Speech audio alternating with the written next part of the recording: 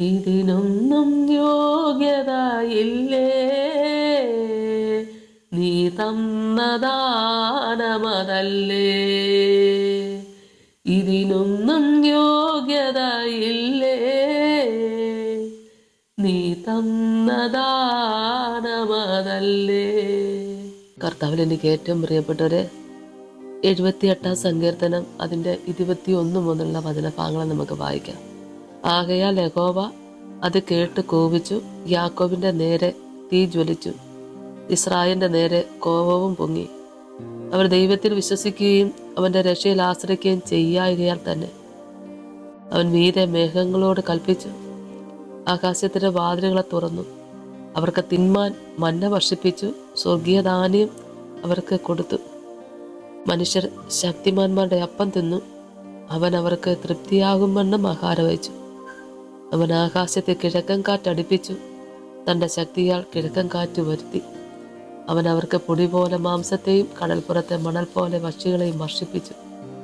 അവരുടെ പാളയത്തിൻ്റെ നടുവിലും പാർപ്പിടങ്ങളുടെ ചുറ്റിലും അവയെ പൊഴിച്ചു.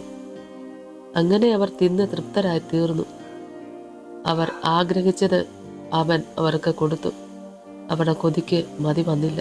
ഭക്ഷണം അവരുടെ വായിലിരിക്കുമ്പോൾ തന്നെ ദൈവത്തിൻ്റെ കോപം അവരുടെ മേൽ വന്നു. അവരുടെ അതിപുഷ്ടന്മാരിലെ ചിലരെ കൊന്നു, ഇസ്രായേലിലെ യൗവനക്കാരെ സംഹരിച്ചു. ഈ വചനഭാഗങ്ങൾ നമ്മൾ കേൾക്കുമ്പോൾ നമ്മൾ വായിച്ചു നിർത്തി 20 വാക്യ, അവൻ പാറയടിച്ചു, വെള്ളം പുറപ്പെട്ടു, തോടുകൾ കവിഞ്ഞൊഴുകി. സത്യം. എന്നാൽ അപ്പം കൂടെ തരുവാൻ അവന് കഴിയുമോ? തൻ്റെ ജനത്തിന് അവൻ മാംസം വരുത്തി കൊടുക്കുമോ എന്ന് പറഞ്ഞു എന്നാണ് വചനം. ദൈവം ഒത്തിരി നിറച്ചു, ഒരുപാട് അനുഗ്രഹിച്ചു. പക്ഷെ കിട്ടിയ നന്മകൾക്ക് ഒരു നന്ദി പറയാൻ പറ്റാതെ കിട്ടാത്തതിനെക്കുറിച്ച് വെറുവെറുക്കുന്നൊരവസ്ഥയായി. നീ കേൾക്കുന്ന പ്രിയപ്പെട്ടവരെ, ഇതെല്ലാം നിമിത്തം ആകയാൽ യഹോവ അത് കേട്ട് കോപിച്ചു എന്ന വചനം നമ്മളെ കേൾപ്പിക്കുന്നത്. യഹോവയുടെ ശിക്ഷാവിധിയിൽ എല്ലാവരുമായി വെറുവെറുത്തു. വിശ്വാസത്തിന് ഭംഗം വരുന്ന വിധത്തിലാണ് സംസാരിച്ചത്. യഹോവയ്ക്ക് വിരുദ്ധമായി സംസാരിച്ചു. അത് യഹോവ കേട്ടു. യേശുവേ സ്തോത്രം. ഇവിടെ നമ്മൾ വചനം കേൾക്കുമ്പോൾ കിട്ടിയ നന്മകളെന്ന് ഓർത്താൽ ഇത്ര ഭാഗ്യം ആർക്ക് ലഭിക്കുന്നു? ദൈവമക്കളെ, എടുത്തു വരാൻ എന്ത് ഗുണമുണ്ടായിട്ടാ ഇത്രത്തോളം ദൈവം നമ്മളെ സഹായിച്ചത്. എന്നാൽ ഇവിടെ വചനം നമ്മളെ കേൾപ്പിക്കുന്നത് ഇത്ര അതിശയമായ മഹത്വം കണ്ടിട്ടും ഇനി അവർ കിട്ടാത്ത കാര്യങ്ങളെക്കുറിച്ചാണ് പറയുന്നത്. കിട്ടിയ കാര്യങ്ങൾ ഒന്നോർത്താൽ ഓർക്കേണ്ട ദൈവമക്കളെ, അത് നമുക്ക് മറന്നു പോകാൻ പറ്റുമോ? അക്കാര്യം മാത്രം ഒന്നോർത്താൽ ഈ ദൈവത്തിൻ്റെ നാമത്തെ പഴിക്കുമോ, ദുഷിക്കുമോ, പിറുപിറുക്കുമോ? ഇതെല്ലാം കൊണ്ടും യഹോവയുടെ കോപം ഭൂമിയിലേക്ക് വരികയാണ്. ഇതെല്ലാവരെയും ബാധിക്കുന്ന ഒരു കാര്യമായിരിക്കുന്നു. നമുക്ക് ദൈവസന്നിധിയിൽ പ്രാർത്ഥിക്കാം. അറിഞ്ഞും അറിയാതെയും പറഞ്ഞു പോയതെല്ലാം ദൈവത്തോട് ഏറ്റു പറഞ്ഞ് പ്രാർത്ഥിക്കാനിടയാകട്ടെ. ഇത് ന്യായവിധിയുടെ നാളാണല്ലോ. എല്ലാവരെയും ദൈവം വീണ്ടെടുക്കട്ടെ. എല്ലാവരോടും ദൈവം കരുണ തോന്നട്ടെ.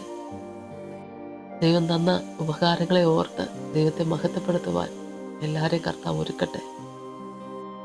ഒരു പ്രാർത്ഥനാ വിഷയത്തിൽ ദൈവം പ്രവർത്തിച്ചു. അപ്പം നമ്മൾ പറയും, ഇനി ആ കാര്യം കൂടെ സാധിച്ചാൽ ഞാൻ സാക്ഷ്യം പറയും, ഇക്കാര്യം കൂടെ സാധിച്ചാൽ ഞാൻ സാക്ഷ്യം പറയും. നമ്മൾ ദൈവമക്കളെ ഒന്നോർത്താൽ സാക്ഷി പറയാനുള്ള എത്ര എത്ര നന്മകൾ ദൈവം നമുക്ക് തന്നിരിക്കുന്നു. ഇതൊന്നും മറന്നു പോകാനിടയാകരുത്. നമുക്ക് പ്രാർത്ഥിക്കാം. സ്തോത്രം കർത്താവേ, കരുണാസമ്പന്ന എൻ്റെ സ്വർഗീയ നല്ല ദൈവമേ, കർത്താവിൻ്റെ തിരുസന്നിധിയിലേക്ക് അടിയങ്ങളെയൊക്കെ താഴ്ത്തി സമർപ്പിച്ചുകൊണ്ട് പ്രാർത്ഥിക്കുന്നു. അറിഞ്ഞും അറിയാതെയും പറഞ്ഞതും പ്രവർത്തിച്ചതുമായ എല്ലാ പിഴകളും എല്ലാവരോടും കർത്താവ് ക്ഷമിക്കണമേ. ക്രൈസ്തവ സഭയോട് ദൈവം ക്ഷമിക്കണമേ. എല്ലാ അഭിഷക്തന്മാരോടും ക്ഷമിക്കണേ. എല്ലാ വിശ്വാസികളോടും ദൈവം ക്ഷമിക്കണമേ. എല്ലാവർക്കും വേണ്ടി പ്രാർത്ഥിക്കുന്ന എൻ്റെ മഹാപാപത്തെ ദൈവം ക്ഷമിച്ചുകൊണ്ട് ഈ പ്രാർത്ഥന വിഷയത്തെ ദൈവം സ്വീകരിക്കണേ കർത്താവേ. അറിഞ്ഞും അറിയാതെയും പറഞ്ഞു പോയതെല്ലാം പിതാവ് പൊറുക്കണമേ. എത്രത്തോളം ദൈവത്തെ പഴിചാരിയോ, എത്രത്തോളം ദൈവസന്നിധിയിൽ മനസ്സ് വിട്ടുമാറിയോ, അത്രത്തോളം ദൈവത്തോട് അടുത്ത് വരുവാൻ യഹോവ എനിക്ക് വൻ കാര്യങ്ങളെ ചെയ്തിരിക്കുന്നു പറയാൻ ദൈവം സഹായിക്കണമേ എന്ന് പ്രാർത്ഥിക്കുന്നു. കിട്ടിയ നന്മകളൊക്കെ ഒന്ന് ഓർത്താൽ എൻ്റെ കർത്താവെ, ഈ ഒരാഴ്ചക്കാലം മുഴുവനും സാക്ഷി പറഞ്ഞ തീരത്തിൽ അത്രമാത്രം ദൈവം നിറച്ചിട്ടുണ്ട്, ദൈവം കരുതിയിട്ടുണ്ട്. ഇന്നും ജീവിച്ചിരിക്കുന്നത് ദൈവത്തിൻ്റെ കരുണ ഒന്നും മാത്രം. പിതാവേ, എല്ലാവരോടും കർത്താവ് ക്ഷമിച്ചുകൊണ്ട് നല്ലൊരു സാക്ഷിക്ക് എല്ലാവരും ഒരുക്കണേ. യേശുവിൻ്റെ നാമത്തിൽ അപേക്ഷിക്കുന്ന കൃപയോടെ കേൾക്കണമേ. ആമേൻ. സ്തോത്രം.